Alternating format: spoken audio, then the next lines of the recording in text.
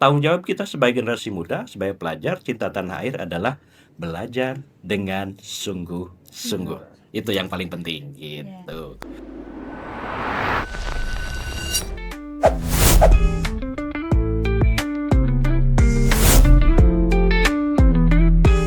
Assalamualaikum warahmatullahi wabarakatuh.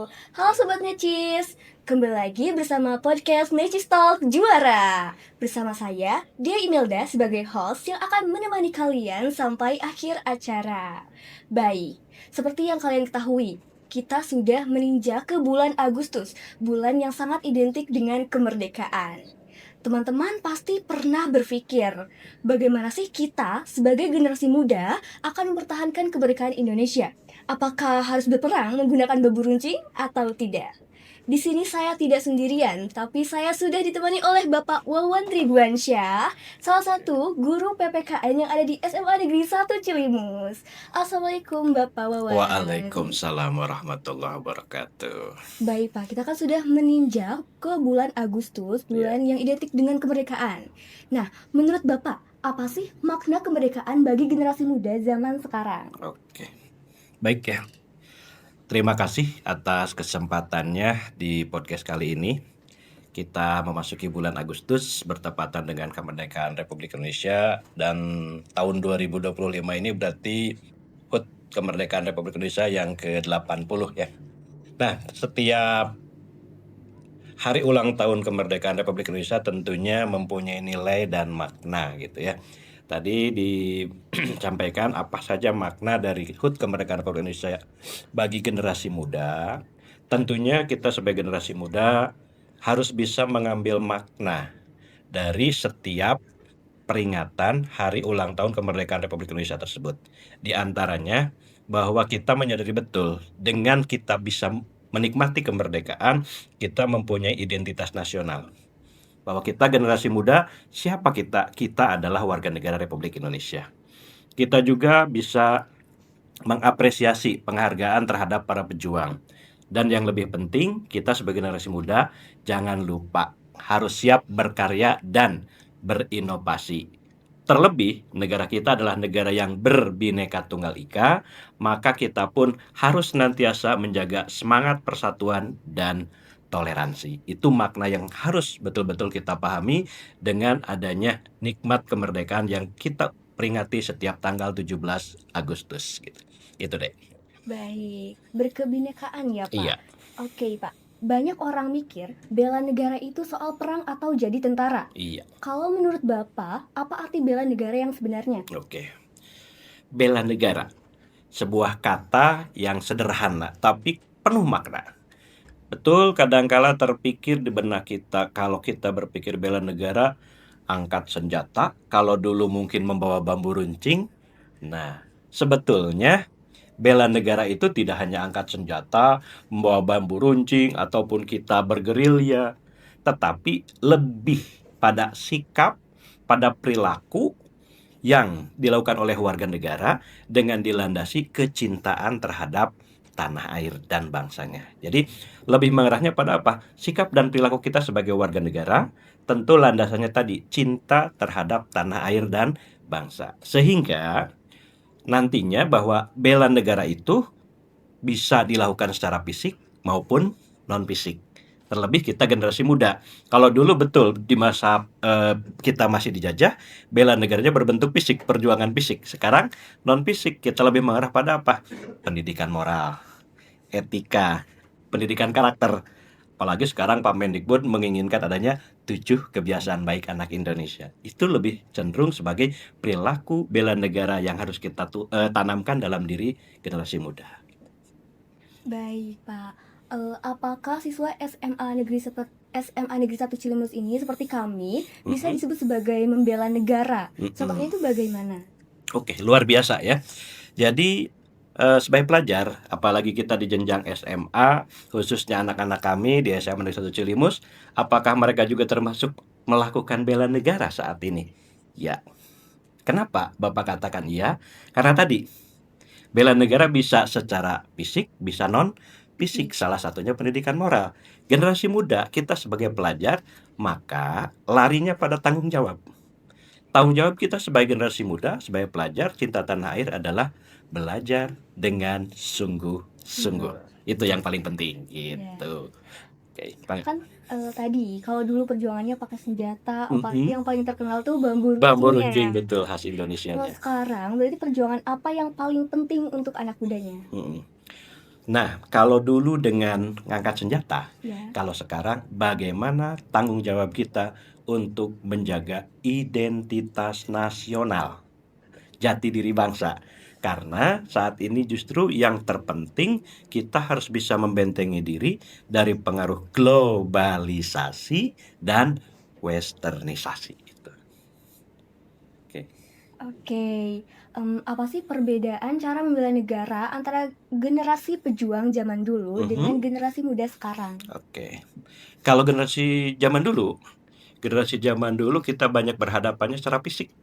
Perjuangannya perjuangan fisik, sehingga yang dilakukannya pun ya aktivitas fisik. Kalau sekarang kita justru dalam hal perjuangan ini kita lebih banyak pada perjuangan non fisiknya tadi. Bagaimana kita mengenalkan pada generasi muda terhadap kekayaan budaya bangsa yang ada. Contoh, kita jangan sampai sebagai bangsa Indonesia, khususnya sebagai masyarakat Sunda, tidak kenal dengan budaya daerahnya. Jadi karena kita cinta terhadap tanah air, kita cinta terhadap budaya bangsa kita, itu sudah bela negara yang sangat luar biasa. Jangan sampai kita mengenal budaya dari luar, kita mengenal bahasa-bahasa yang dikenal istilahnya bahasa gaul dan lain sebagainya, tapi justru kita kehilangan jati diri. Maka alhamdulillah Pak Gubernur kita kan sekarang menyampaikan ada pendidikan Pancawaluya. Iya, Cawul ya. Bagaimana anak-anak kita nih harus jadi anak-anak yang pintar. Betul. Anak-anak yang pintar itu berarti apa ya? Ya berkemampuan kan, kompeten. Nah, tapi tidak hanya itu. Ingin yang benar, yang berakhlak, yang bermoral, yang berbudi pekerti, luar biasa itu. Ketika generasi muda berperilaku yang benar, dia berarti dalam perilakunya dilandasi tadi cinta terhadap tanah air. Karena kalau tidak tanggung jawab, tidak tertutup kemungkinan kan? Kalian kadang mendengar ada generasi muda yang terlibat tawuran, penyalahgunaan obat-obatan terlarang, begitu itu. Makanya yang kedua dari Pancawaluya tadi benar, tidak hanya pinter. Iya. Yang ketiganya cager. Cager itu apa ya? Sehat kan ya? Iya, sehat. Sehat itu ada dua.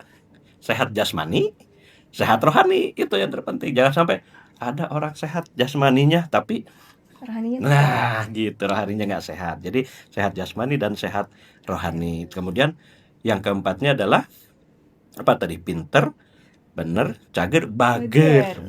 Bager tuh baik ya. Kita baik terhadap sesama. Kenapa kita harus baik terhadap sesama?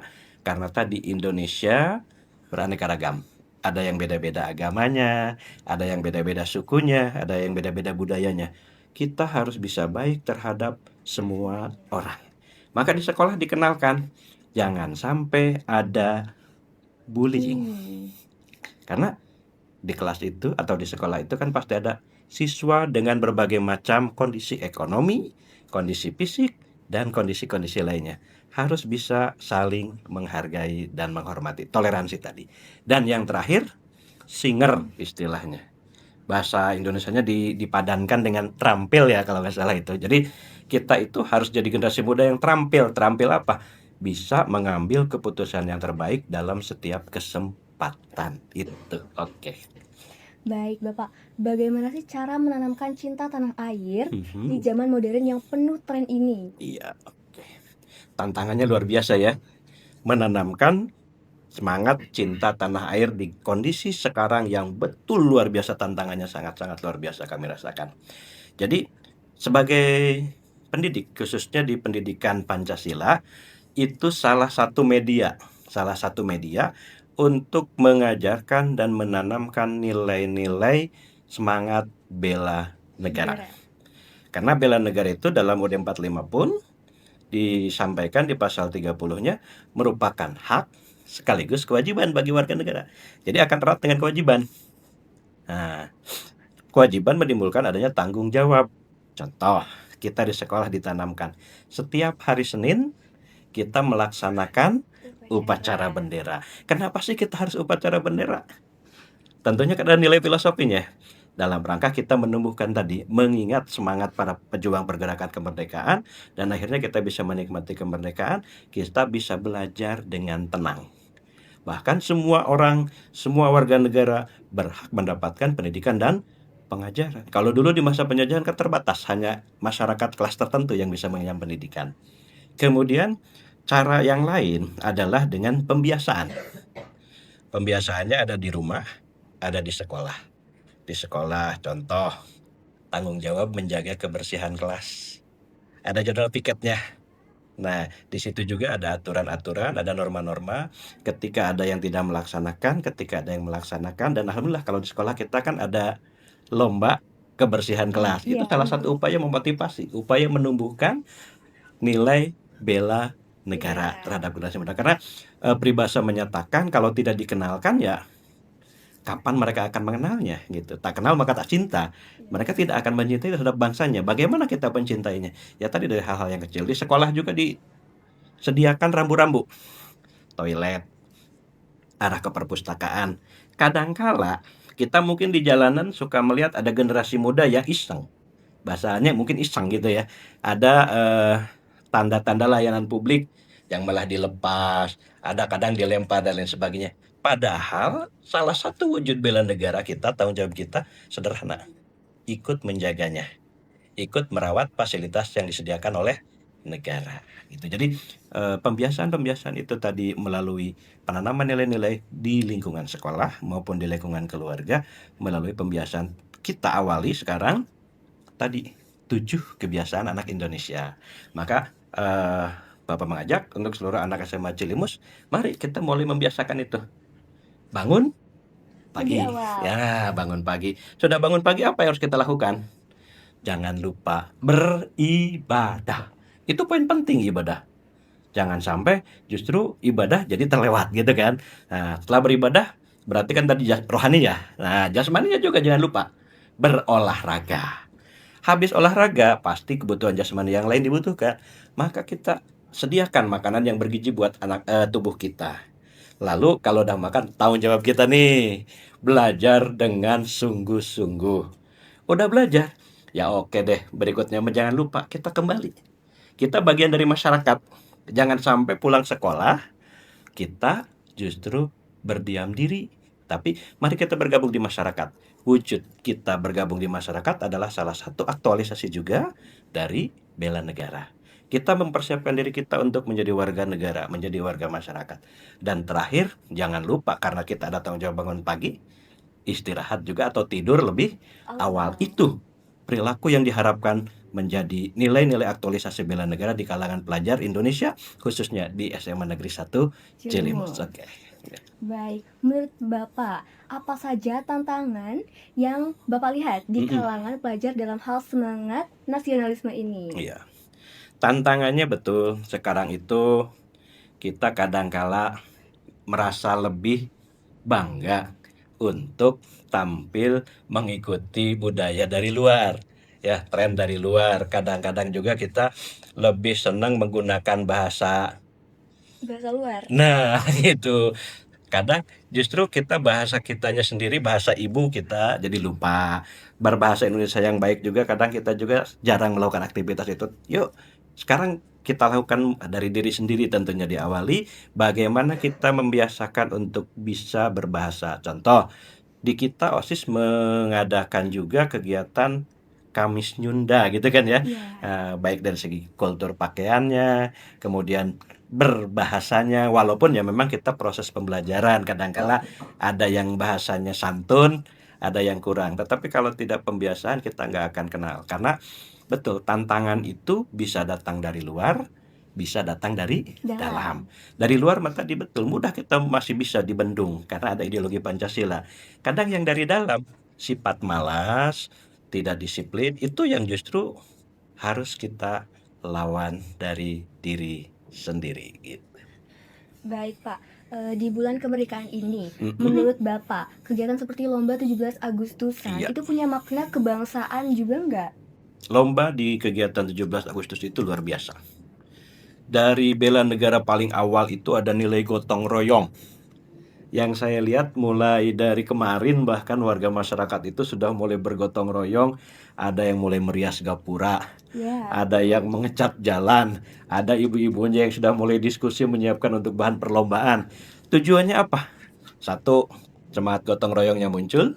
Dua, kerukunan sesama warga lingkungan yang biasanya kalau tidak ada momen mungkin jalan bersilaturahmi jadi lebih bersilaturahmi lagi gitu kan. Terpenting dalam lombanya bukan hadiah, tapi kebersamaan sehingga muncul sikap toleransi. si. Nah, itu yang harus dijunjung tinggi karena bangsa kita betul-betul bangsa yang bineka. Masalah lombanya, jenis perlombaan apa? Semua jenis perlombaan bisa dilakukan termasuk mendukung bela negara.